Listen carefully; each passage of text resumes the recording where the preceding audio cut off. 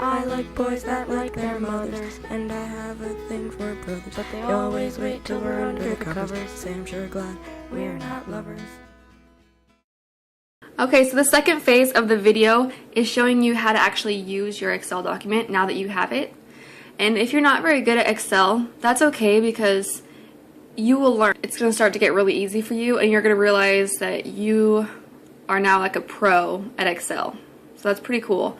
So there's a good thing that comes out of this. This is like a flow chart. So it tells you every single date that you have posted, and it tells you how much money you're going to have after each date.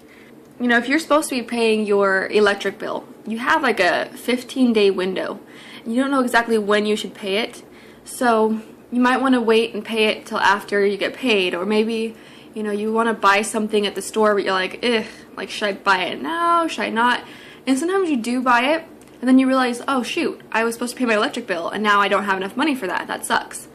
And so this just kind of avoids that whole like fear and the whole unknown of like, when should I, you know, when can I afford this thing? So it's nice because like if you have something that you want to buy, say you're like thinking you want to buy a new DVD player or something, well, you can just input it in here like 2 weeks or, you know, a month in advance and say, I want to buy it right after I get paid in January. And then it's already in there. And then now it's like you've already planned for it. You already know that you have enough money for it, as long as the total on the right hand side is positive. And you don't have to worry about like, when the time comes for you to actually buy it, you don't have to worry if you're not enough money for it, because it's already been planned for. You're going to avoid having late payments, and you're going to avoid the unknown of not knowing like when you can afford the things you really want. So it's really good. Or if you have really like no money like me, it's good so you don't go negative in your bank account, okay? So it's really good. Okay, the first thing up here, you have a husband and a wife, or if you're single, just put yourself. Change their names, and then you have to that's why it's red. You have to update this amount pretty much constantly whenever you're trying to plan your finances. You have to update how much money do you have right now in your checking account, plus your savings account, plus your cash in your wallet, plus any checks that you haven't yet deposited.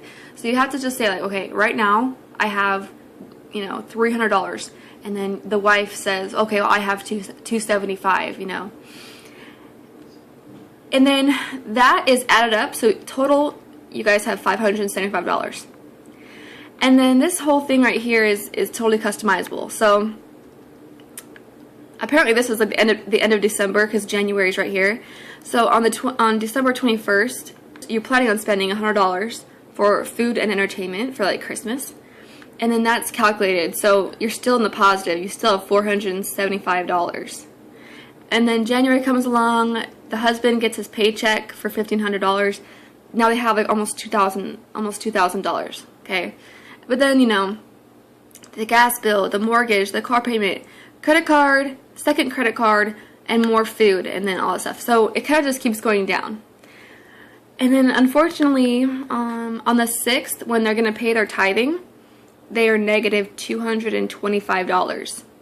But then if you notice, I shouldn't use tithing as an example, but no, tithing can be kind of like manipulated. You don't have to pay your tithing at the same time every month.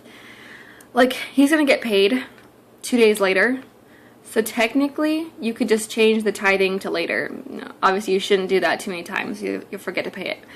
But yeah, it's kind of nice because you can manipulate the payments. You can say, you know what, I can't pay the credit card on the 1st. I can just pay it like after I get paid. You know what I mean? Now, how this works on a technical standpoint is there is an equation inputted into all these cells on the right hand side that totals. And the equation is pretty simple to figure out what it is.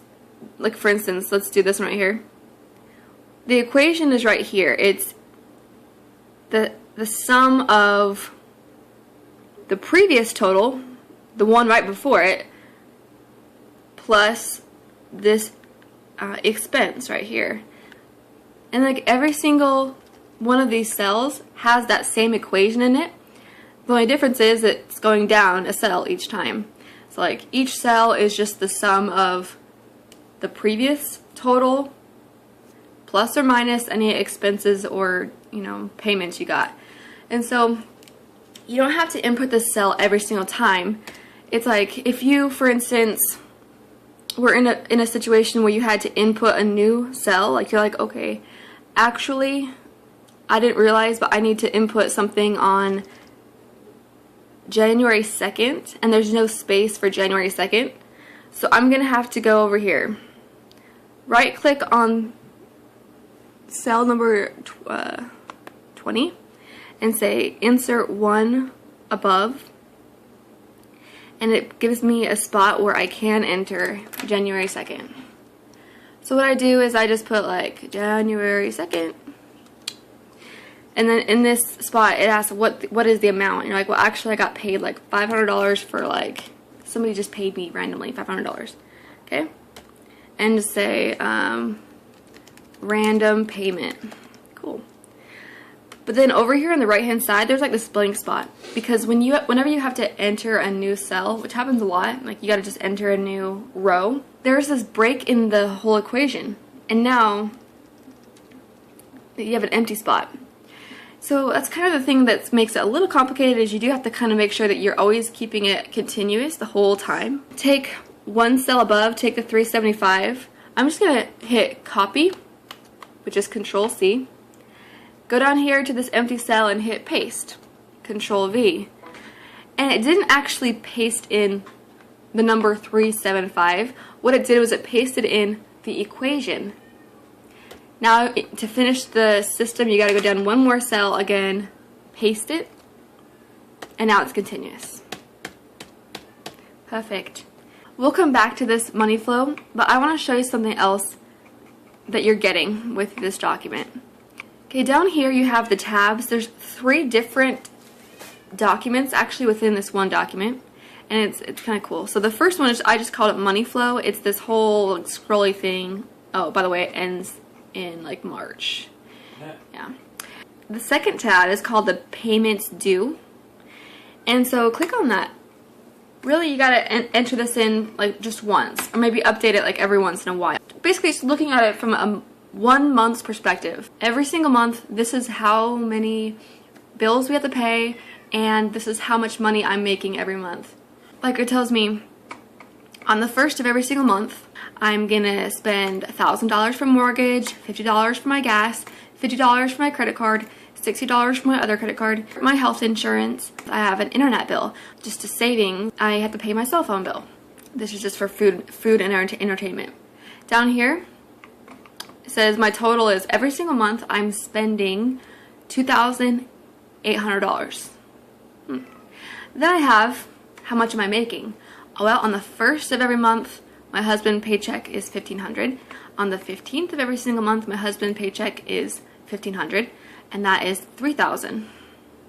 So cash flow then, which is how much you are making plus or minus how much you're spending, is $190. Good thing it's positive. That means every single month, even though I've already paid for everything and I've already made all the money, I end up with $190 of extra money that has no place to go. That's a good thing. If your cash flow every month is negative, that means that you are not able to make your payments. Over here on the right hand side, it's set up so that you can create a chart. So I'm going to create a chart that tells me where is all my money going. So go to Insert, Chart, and then it says what is the data that you want for the chart, like what are all the numbers and everything. Click on this button right here that shows a little spreadsheet. Click on the spreadsheet button. It lets you go back into your document. You want to select this whole section. Start with expense, come down to 40, and hit OK. Now it has like a bar graph. Just change it to the pie. You want a pie graph. There we go. Go over to Customize up top and change your title of it to like expenses. That makes more sense. Yeah, and then just hit Insert, and there it is. I'm gonna move mine over though so that it's like in line with this, or you can, like, I don't know, you can just move the chart around. Okay, so basically half of my money is going towards mortgage. It's in blue. I'm spending $1,000 towards mortgage, so that's the biggest expense right there. And then the next biggest expense would be food and entertainment. It's in yellow. I'm spending $400 towards that. And then the next one is a tie between my health insurance and my electric bill.